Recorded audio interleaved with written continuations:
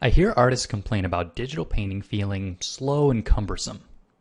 Compared to pencil and paper, it's a process that just doesn't feel like art to them. It feels like a bunch of navigating menus.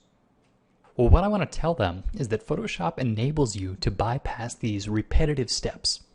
One of the ways that it does this is with the Actions palette, which you can find in Window, Actions. An action is simple. It records a series of commands and then allows you to bind them to a single keyboard shortcut. Something that I do all the time is to make a glaze layer. And this involves two steps. I make a new layer, and then I set that layer to multiply.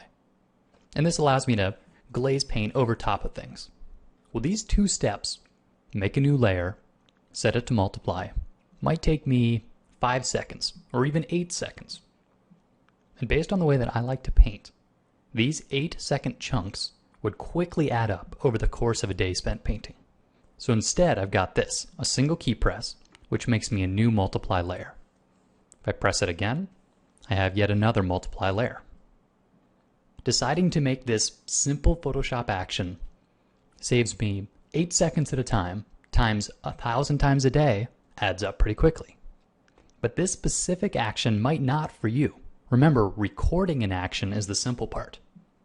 You open the Layers palette, hit the New Action button, give it a name, and with the Record button active, you just do some commands. So, New Layer, set that layer to multiply, and then hit Stop. And there you have a new action. The hard part, however, is identifying something in your workflow that's slowing you down. Once you've identified this speed bump, then you have to dream up some Photoshop solution that'll make an action to solve the problem for you.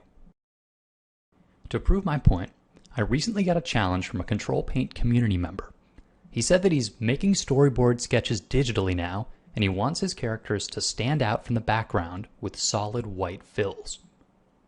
It was taking him tons of time to manually fill in these backgrounds behind the characters, and he wondered if there was a way to solve the problem with a single button press. My first reaction? No way. But then I thought about it a bit more, and thought about the steps involved, and figured out there was a way to do this with a Photoshop action.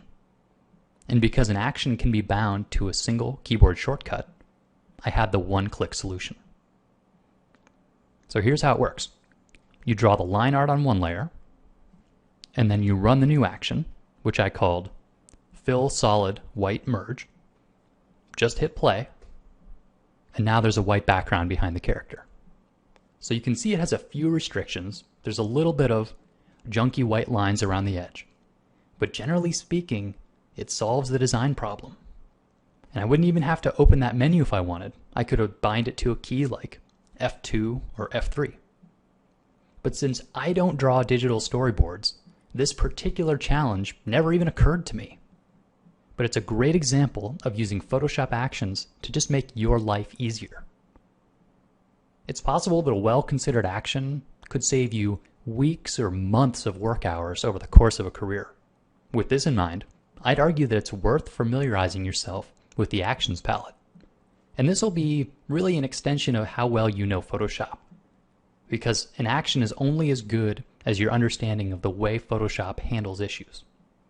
And then the next time that you realize you've been wasting time on some repetitive chore, make an action and let the software make your life easier.